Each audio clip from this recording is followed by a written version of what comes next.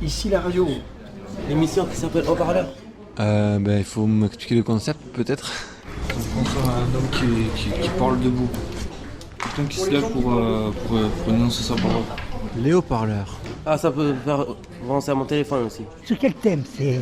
Ça fait penser à la démocratie, en gros. L'émission qui s'appelle Haut-Parleur.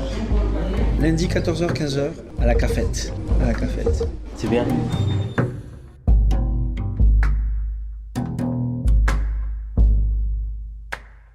Je m'appelle Laurent. 21 mars, premier jour après le printemps, la fête du début du printemps. C'est bien, c'est beau. Tout ce qui est dans le sens du fleuri, comment dire, de l'épanouissement revient dans nos cycles, dans les cycles de la nature. Mais aussi ça donne notre énergie au corps. Ça, on sort un peu des ténèbres, un peu, si c'est les ténèbres qu'on peut dire ça comme ça. Je pensais hier à me demander si c'était bien yin, les ténèbres, si c'était du côté yin. Et je crois que ça fait partie du sombre, du noir.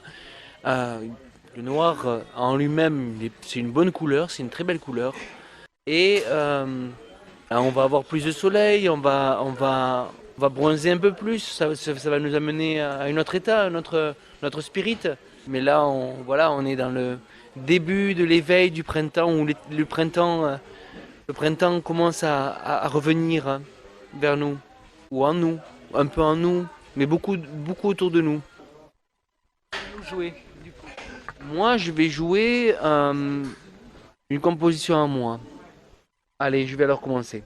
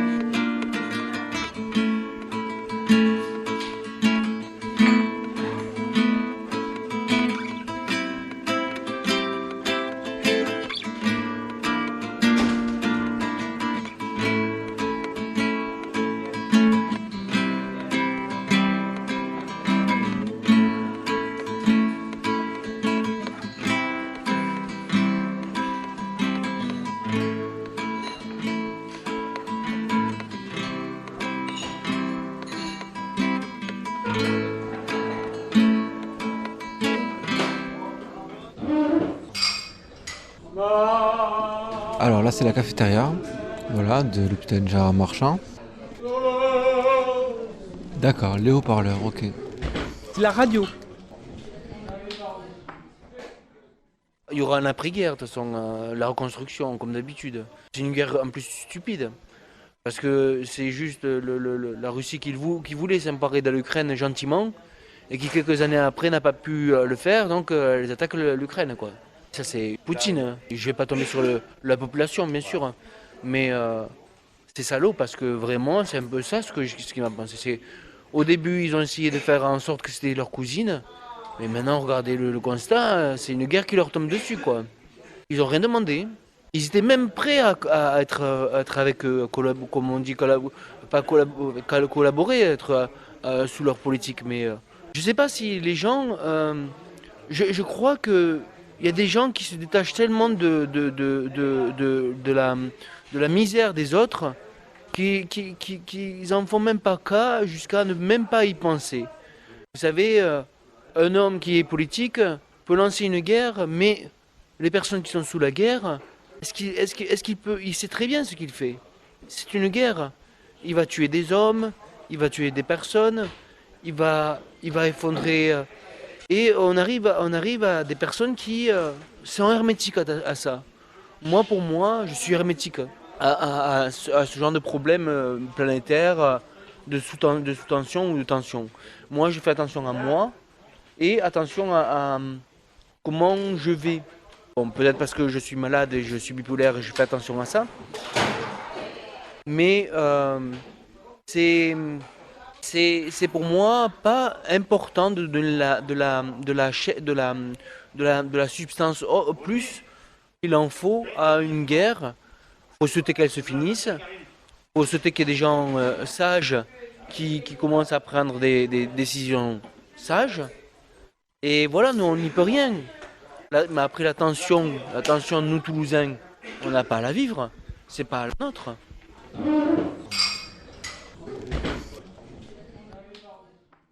Moi je m'informe pas du tout ce temps-ci. Quand je m'informe avec Arte. Je regarde pas les reportages, je ne regarde que la télé, le journal télévisé.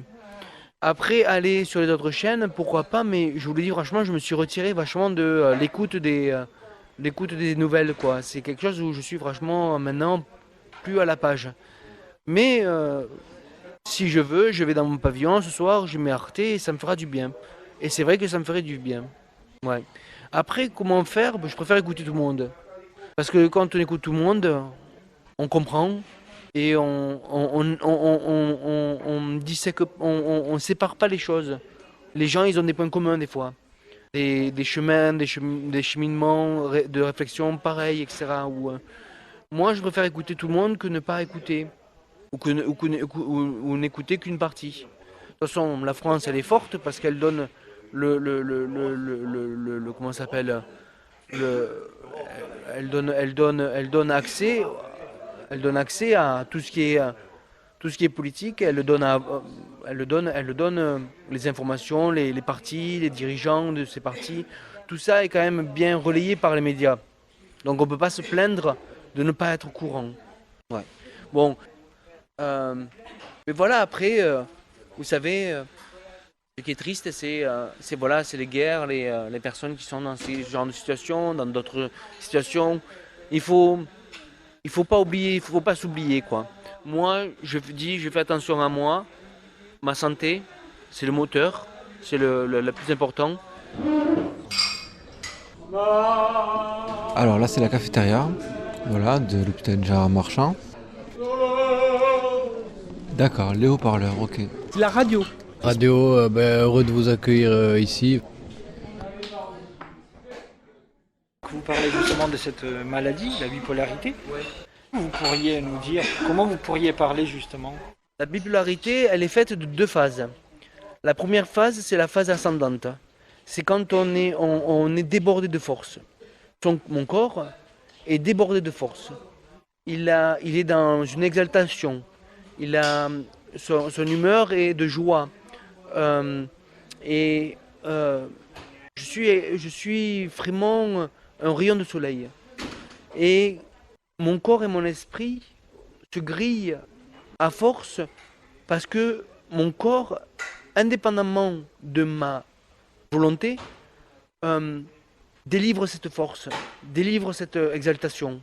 Et c'est là la voie descendante qui arrive. Quand je n'ai plus de force, quand j'ai tout vidé de mon corps, en énergie, en exaltation, je suis lâché comme un mec qui, heureusement, a un parachute.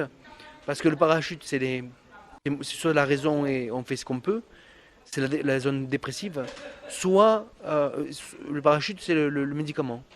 C'est que voilà, j'ai une phase d'exaltation, de beaucoup de force. Beaucoup de force me rentre sort de mon corps. J'ai pas résumé encore pourquoi, tout ça. Mais en exaltation, c'est la phase montante. Quand on arrive au pic, c'est-à-dire lorsque le corps n'a plus d'énergie parce qu'il a tout grillé, il a tout évacué, on tombe dans la dépression, dans une phase descendante de dépression parce qu'il n'y a plus d'énergie. Le corps ne peut plus se reprendre. L'esprit a du mal à affronter cela aussi. Et quand on est en phase d'exaltation au pic, avant de tomber dans la dépression, il y a aussi quelque chose qui peut se passer. On peut continuer dans la zone montante. Malgré qu'on n'ait plus d'énergie, malgré qu'on est dans la zone d'exaltation, on tombe dans la psychose. La psychose, c'est l'esprit qui déraille. Il imagine, il cogite, il est dans une fluctuation d'idées psychotiques. C'est lorsqu'on continue dans la phase d'exaltation et que plus rien ne nous arrête. On se détruit. On ne le veut pas. On ne veut pas forcément se détruire, mais c'est comme si on se détruisait malgré nous, quoi. L'esprit ne peut plus continuer comme ça.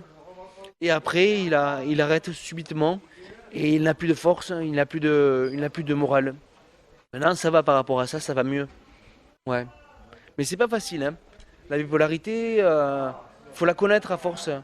Mais ce qui est le mieux, ce qui est quelque chose d'honnête, c'est de prendre les médicaments. Malgré ce qu'on vous dit dès le début, moi plusieurs fois j'ai arrêté les médicaments parce qu'ils ne me convenaient pas.